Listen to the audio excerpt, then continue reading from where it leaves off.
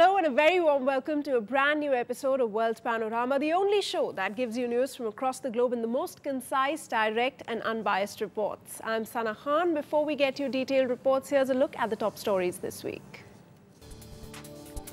Rio Plus 20 summit takes off in Brazil with optimism and challenges, but will sustainable solutions be possible? Dismay grips Egypt as court orders newly elected parliament to be dissolved. Ahmed Shafiq allowed to run for president. Myanmar's Suu Kyi is on a landmark visit to Europe, lays out ambitious plan for her nation. And in sports, Tiger Woods back in the major league, starts strong at the US Open, but can he finish?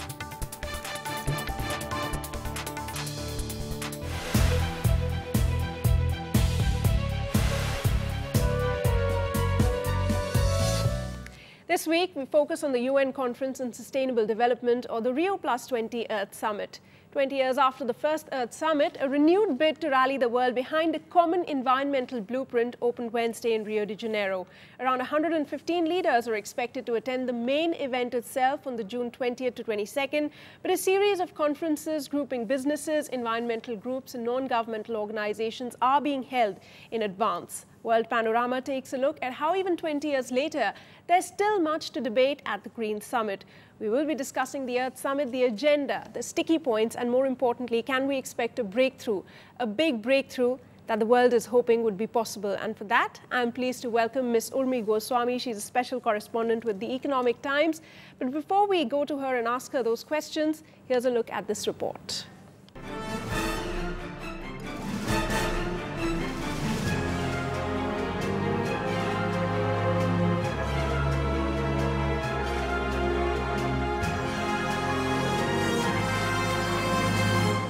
The upcoming United Nations Conference on Sustainable Development, Rio Plus 20, also known as the Earth Summit, entered its final preliminary lap Wednesday, with the third and last preparatory committee session held.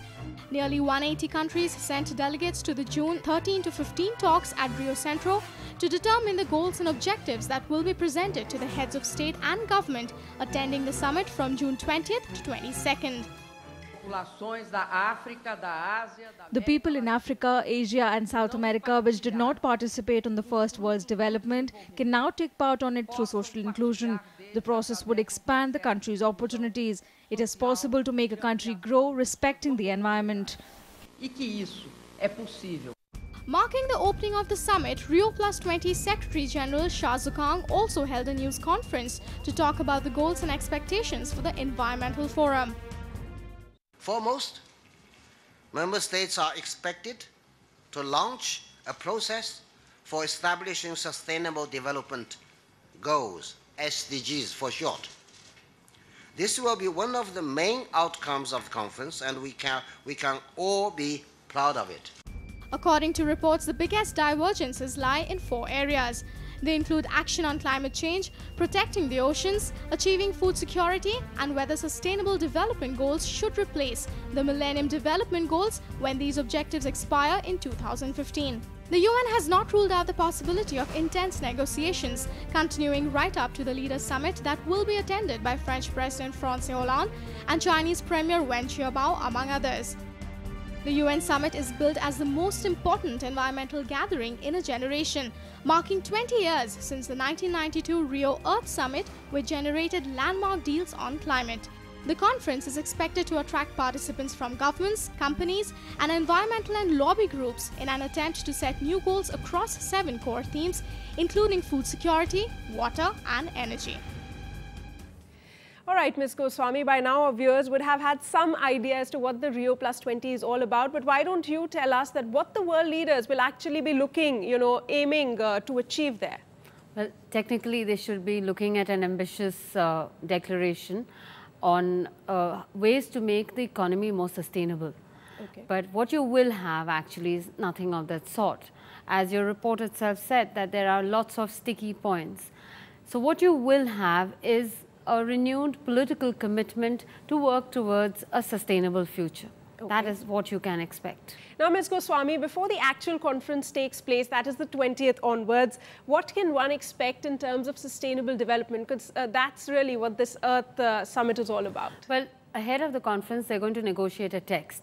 Now, to ensure that you grow or you develop in a manner that doesn't hurt the generations to come. That is the whole idea of sustainable development. So you're going to discuss issues like the green economy, sustainable development goals. You're also going to talk about green accounting. These are the sticky issues or the main topics that you're going to discuss. Unfortunately, these are also the sticky issues. Right. So that's what you can expect all the way up to the time the leaders turn up. Okay, now let's move on, talk about the disparity that we are seeing in today's time. 20% of the world population is living in just North America, Japan and Europe, and they take up to 80% of the Earth's natural resources. Now that's a huge figure. Then what's left really for the developing countries? And there's also reports coming in saying that these developed nations don't really want to share their technology, don't really want to give that extra aid needed for these developing countries to turn to these greener methods. So how is it going to be possible? What's Rio Plus 20 going to do for that? Well, that's a very good question, because ultimately all we are expecting is a political statement whereby everybody agrees to work together to ensure the world is sustainable. Now, the sticky points, as I mentioned earlier, revolve around these issues. The biggest caveat problem that exists right now is the developing countries, say the G77 and China, are asking for a higher financial assistance. They're saying that if you want sustainable development goals, if you want a green economy, we can't manage on our own. We need the developed world, which, as you rightly pointed out, has grown and has most of the resources, uses most of the resources, has to pay. Right. Now, remember one thing, that today all the rich countries in the world, the countries that are rich today, are rich because they actually use unsustainable means. There is no country in this world, there's no example of a country becoming rich or developed through sustainable means. Right. We don't have that template. So it's a tricky area. So therefore, that is why no country, no developing country actually wants to risk taking on, agreeing to something like a green economy. If you look at India's position, India clearly is, and this is the position shared by G77 and China, that you cannot use green economy for trade protectionism. These are fears. Your question is how these gaps will vanish. It's actually, I wish I had a crystal ball. This is what the leaders will be struggling, about at the Rio Plus 20 summit. Now, also I wanted to ask you, the economic slowdown at this point of time is also going to play a very, very key role for these European countries to come together and sort these differences out, because many of the world leaders are concerned about how to deal with, this economic crisis that is plaguing Europe. It is true that the economic crisis does cast a shadow on issues like this, but the whole essence of the green economy is this, that it is not about slowing growth, it is not about paying more to grow, it is about growing in a manner that's sustainable. One could clearly argue that one of the reasons why you are in a crisis today is because you have had unsustainable institutions, unsustainable practices, which led to unsustainable policies, which is why you are in the situation that you are. Yes. Now, obviously, to deal with economic crisis, there have to be institutional and structural changes. But the whole idea of the green economy is how do you create jobs? France is one country that has actually created jobs through the green economy. Germany, through its focus on renewables, has done it. So it is possible. Will it cast a shadow? As I said, it will. Will it be an excuse? Perhaps. You have the EU Commissioner who is in Rio, Commissioner Potočnik, already saying that despite the fact that Europe is in trouble, Europe has given grants upward of, I think, some 53 or 58 million or billion euros. So it's a tricky question once again. We will have to wait and see how the leaders take it and how officials manage to come to an agreement before that. We hope we get our viewers more updates from the Rio Plus 20 Earth Summit that is going on in Brazil right now. As I conclude, let me also point out to our viewers that according to the UN figures, global food demand is going to double up by the year 2030. The energy consumption is going to soar by as much as 45% in these times of water shortages, growing population, social inequality, and not to mention global warming. Now, how is the Rio Plus 20 going to help deal with that is another question. Thanks so much, Ms. Goswami, for joining me on World Panorama. We'll take a very short break. London-based rights group Amnesty International accuses Syria of crimes against humanity. More on that coming up in just a minute.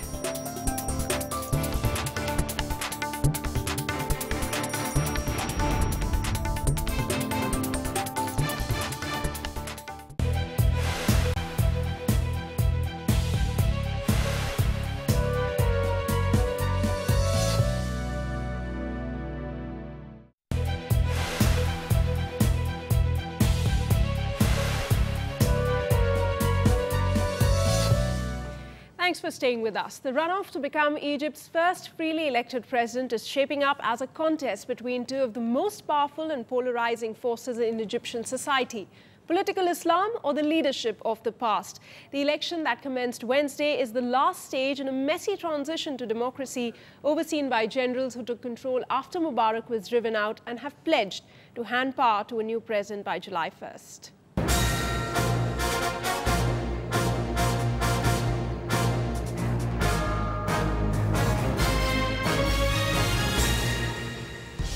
Just days before Egypt's historic presidential runoff elections, Egyptians debate over who is the best candidate to rule their country.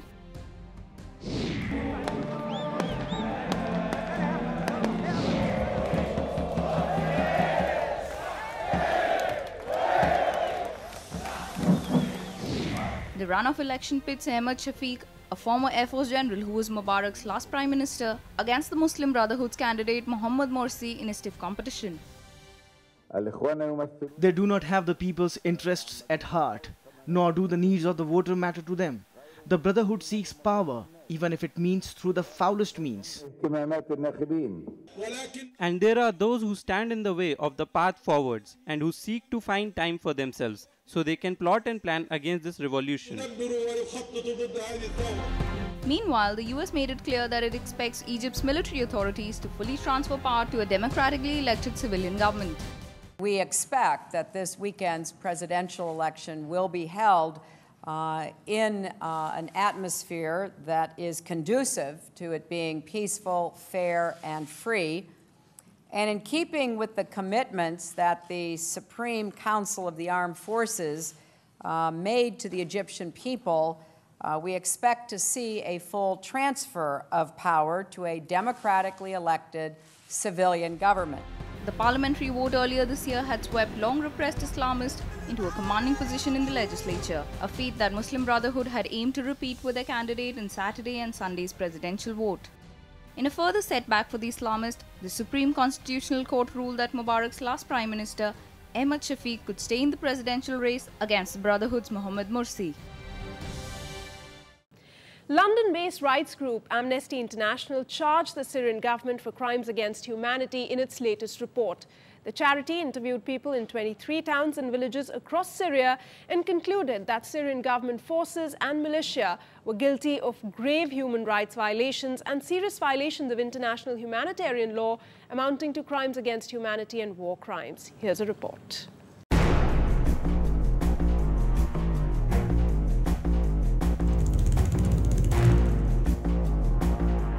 In its latest and most damning report, London-based rights group Amnesty International has said that it had fresh evidence of Syrian forces and pro-government militia committing crimes against humanity and war crimes. The civilian population is very much at the receiving end, getting caught in the conflict and being, quite frankly, mercilessly targeted by government forces. Amnesty's findings, detailed in a 70-page report, add to reports of massacres elsewhere in Syria as a 15-month-old uprising against the rule of President al-Assad moves closer to a civil war.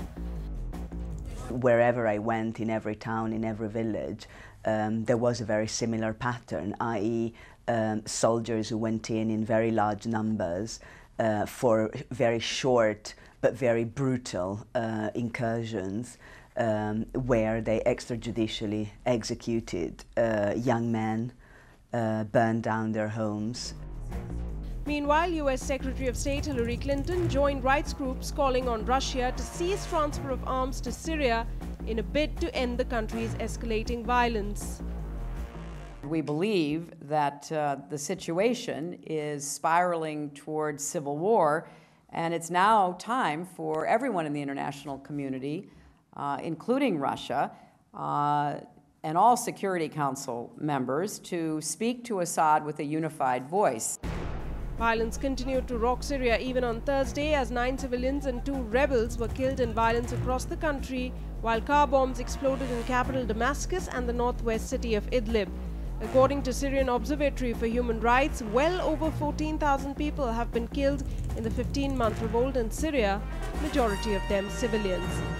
2 days of Defense Secretary level talks between Pakistan and India on Siachen, which were held in Pakistan, ended on 12th June.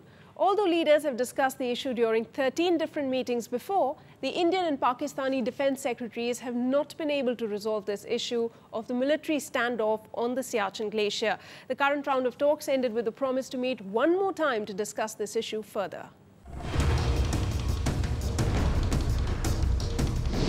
India and Pakistan on Tuesday were unable to make any forward movement in ending the military standoff on the world's highest battleground, Siachen Glacier. The two countries reaffirmed their resolve to make serious, sustained and result-oriented efforts for seeking an amicable resolution of Siachen.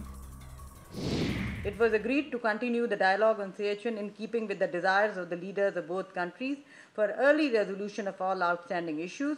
Both sides acknowledged that the ceasefire was holding since 2003.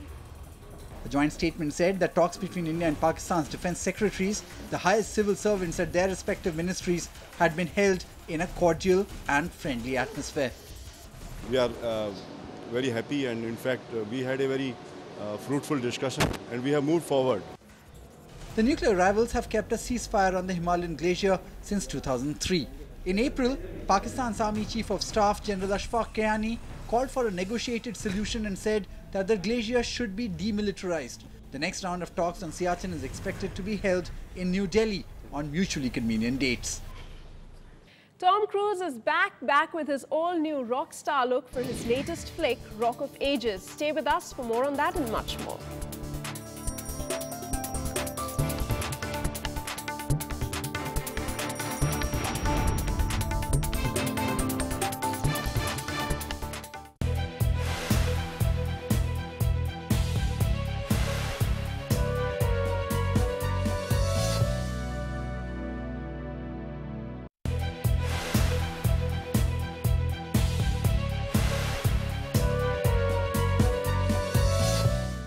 Watching World Panorama. It's now time to take a look at some of the other international news in a quick wrap.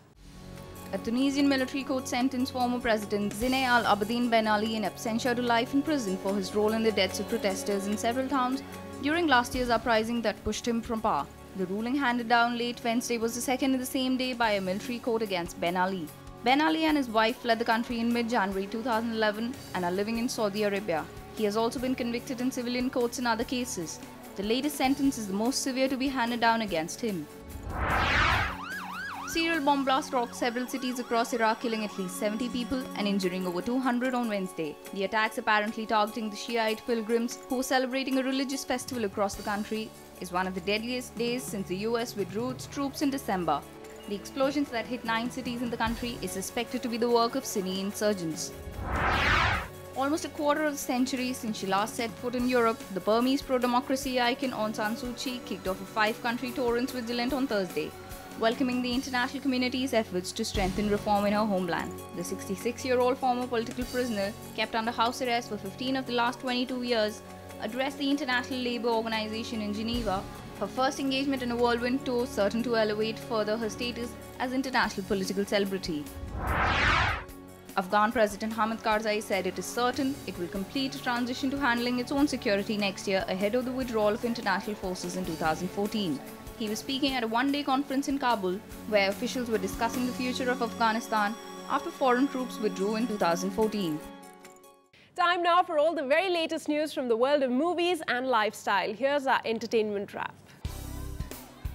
Matthew McConaughey and longtime Brazilian girlfriend Camila Alves tied the knot this weekend in a private wedding in Austin, Texas at the actor's expansive estate. Only a few dozen intimate friends and family were invited to the affair, which provided an impromptu campground complete with tents for guests to stay on the property and sleep overnight.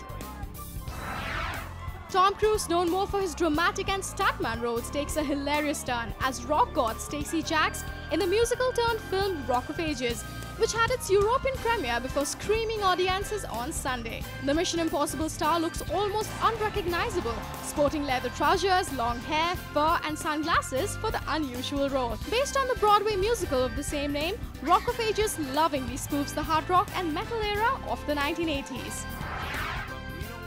The third animated Madagascar film stampeded past sci-fi thriller Prometheus to top US and Canadian box office charts with nearly $61 million in ticket sales over the weekend. Madagascar 3, Europe's Most Wanted, also performed well internationally, bringing global ticket sales to $135.8 million in its opening weekend. The 33rd edition of Sao Paulo Fashion Week kicked off on June 11th with Brazil's top designers presenting their upcoming summer creations. 5 brands staged parades on the opening night, but Animals stole the show. Animals collection by designer Priscilla Darrell was inspired by Africa safaris with earth-tone outfits that mixed animal prints and transparencies. And let's gear up for our next report. Here's all the news from the world of sports. With Tiger Woods threatening a return to form ahead of this week's US Open at the challenging Olympic Club in San Francisco, the field is ready for a dramatic showdown with the expectant 14-time major winner. Tiger Woods feels confident about his game ahead of the 2012 US Open. Woods will launch his bid for a 15th major title and a 3rd US Open victory in Thursday's opening round at the Olympic Club. But to make that title charge, Woods will not only have to outdo rivals like Rory McIlroy, Phil Mickelson and Bubba Watson, he will also need to overcome a very long, difficult and rough course at the Olympic. Spain's Rafael Nadal beat Serbia's Novak Djokovic 6-4, 6-3, 2-6, 7-5 to win a record 7th French Open title on Monday. Dubbed the King of Clay, Nadal lived up to his reputation and bagged yet another French Open Cup despite erratic weather conditions. In women's category, newly crowned French Open champion Maria Sharapova will be Russia's flag bearer at the opening of next month's London Olympics. Sharapova won the French Open title on Saturday with a 6-3, 6-2 victory over Italy's Sara Errani to seal a rare career Grand Slam, winning the 4th biggest tournament in the sport. McLaren's Lewis Hamilton stormed to a Canadian Grand Prix victory on Sunday to become a magnificent 7th winner in 7 Formula One races this season and seize the championship lead. The Briton had to mount a ferocious charge after his second pit stop, banging in a series of fastest laps to Reed and Red Bull's reigning world champion Sebastian Vettel and Ferrari's Fernando Alonso. Hamilton now has 88 points to Alonso's 86 and Vettel's 85. And that's not all in sports. As I close this show, we at World Panorama have compiled some of the best moments from the greatest football extravaganza of the year, Euro 2012, from this particular week. Hope you enjoyed watching the show. Goodbye and thanks so much for tuning in.